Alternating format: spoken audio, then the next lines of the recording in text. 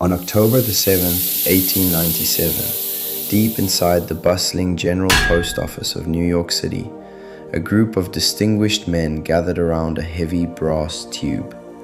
They took a live black cat, carefully placed it inside a 24-inch steel canister, sealed the heavy metal lid, and shoved it into the pipe.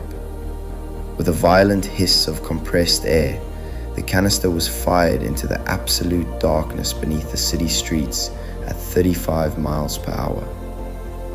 It sounds like a bizarre steampunk experiment, but this was the grand opening of a very real, incredibly massive piece of urban infrastructure. The cat, by the way, arrived at its destination a few miles away, perfectly safe and completely unhurt, though understandably quite dizzy. Before we sent invisible data through fiber-optic cables, our ancestors were obsessed with the exact same problem we have today: speed. They wanted things delivered instantly, and to achieve that, they built a massive physical internet beneath the streets. This is the story of the pneumatic tube networks, a loud, greasy, and forgotten system that once fired millions of letters through the dark underbellies of the world's greatest cities. To understand why a city would spend millions of dollars to bury pressurized metal tubes under the ground, you have to look at the surface of a major 19th century metropolis. During the Victorian Era, cities like London, Paris, and New York were suffocating. The streets were an absolute nightmare of gridlock. Imagine narrow, unpaved cobblestone roads packed shoulder to shoulder with horse-drawn carriages, streetcars, pedestrians, and delivery wagons. The noise was deafening, and the traffic was incredibly slow. A mail wagon trying to get from the lower tip of Manhattan to Harlem might take hours just to navigate through the chaos and the mud. Now you might think, what about the telegraph? The telegraph was a miracle. It could send a message across the country in seconds. But the telegraph had a fatal limitation. It could only send information. It was just a sequence of electrical clicks. It could not send a physical signature. It could not send a legal contract, a medical prescription, a photograph, or physical cash. Business relies on physical objects, and those objects were stuck in traffic. The solution was brilliant in its sheer, brute force simplicity. If the streets are blocked, you go underneath them, and if you want to go fast, you use the wind. The concept of pneumatic transit was first successfully scaled at a city level in Paris. In 1866, the French engineers realized they had a massive advantage. Paris already had an enormous, newly built network of underground sewers. Instead of digging up the streets to lay new pipes, they simply suspended brass tubes from the vaulted ceilings of the sewer tunnels. This became the famous Pneumatic post. A Parisian could write a quick message on a special piece of blue paper, known as a petit bleu, drop it into a postal box, and it would be sucked into the underground tubes, zipping through the dark, damp sewers to a local office, and delivered by a courier on a bicycle within an hour. It was the text message of the 1870s.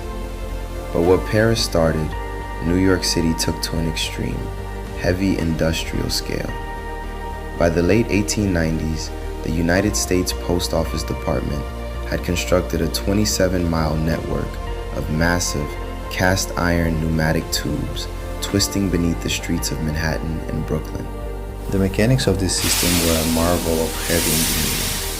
Massive steam-powered air compressors were installed in the basements of post offices. These machines pumped a continuous, powerful flow of air into the subterranean tubes, creating a constant pressure of up to 7 pounds per square inch. To send the mail, postal workers used a specialized container. These were not the small, fragile plastic tubes you might see at a modern bank drive-thru. The New York canisters were serious pieces of hardware. They were made of thick steel, 2 feet long, and about 8 inches in diameter. Empty, one of these torpedoes weighed 21 pounds. Packed to the brim, it could hold up to 600 letters and weigh nearly 30 pounds. When a canister was loaded, a worker would place it into a complex brass sending apparatus known as a transmitter. They would pull a heavy lever, locking the canister into the airstream. Instantly, the 30-pound steel bullet was caught by the underground wind. It shot through the dark cast iron pipes at 30 to 35 miles per hour. Because the tubes were buried beneath the city, they had to navigate a chaotic maze of water mains, gas lines, and subway tunnels. The pipes were designed with wide, sweeping curves, so the long steel canisters wouldn't get stuck when turning a corner. The outside of every canister was fitted with thick rings of woven cotton or leather, which acted as a seal against the pipe walls to trap the air, and also as a bumper to absorb the violent impacts. At the receiving end, the human routine of this system was incredibly demanding. A pneumatic tube room in a major post office was not a quiet place. It was a hot, greasy, and deafening industrial environment. The men who operated the machines were often called Rocketeers. Their job required physical strength, intense focus, and perfect timing.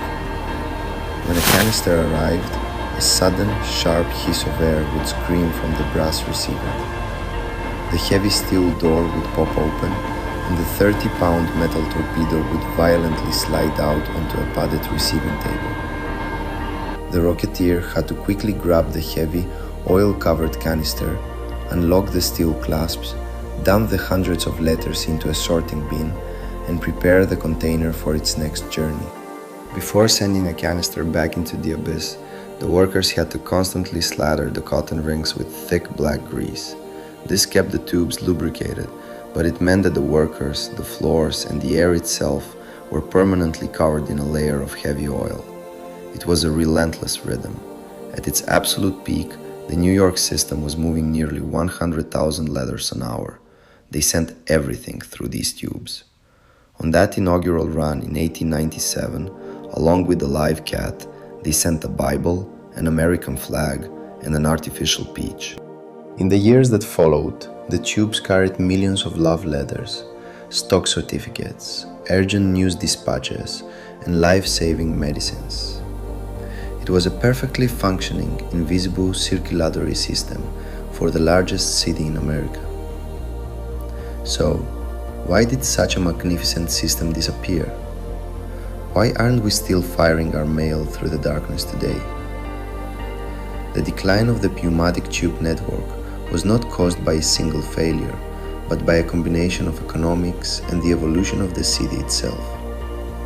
First, the system was astronomically expensive to maintain. The heavy steam compressors required constant fuel and maintenance. If a tube somehow cracked, or if a canister got jammed due to freezing temperatures or water leaks, the entire line would shut down. Finding a stuck canister meant digging up a busy city street, which defeated the entire purpose of an underground network. When the First World War broke out, the federal government needed to cut domestic spending. In 1918, the funding for the New York pneumatic system was completely vetoed.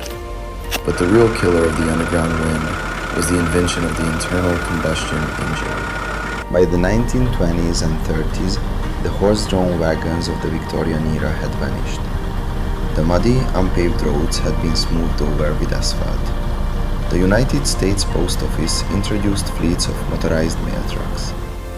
A truck could carry tens of thousands of letters at once, and unlike a rigid steel pipe, a truck could change its route instantly if a road was blocked. The physical internet simply could not compete with the flexibility of the automobile. The system was briefly revived, but by 1953, the great compressors in New York were finally shut down. The air stopped flowing. The steel canisters were emptied and sold for scrap money. Today, if you walk the streets of Paris, London, or New York, you are walking directly over the corpse of this forgotten network. The vast majority of the cast iron pipes were never removed. They are still down there, buried under a century of concrete, silently rusting in the dark. Every once in a while, construction crews digging a new subway line or repairing a water main will accidentally break through a thick iron pipe, uncovering a perfectly preserved section of the old network. If you visit the historic Old Chelsea post office in Manhattan and look closely at the walls, you can still see the original brass receiving stations, completely disconnected and covered in decades of dust. They are silent monuments to an era when humanity decided that the fastest way to connect the world was to build a giant greasy gun under the ground and fire our words through the dark.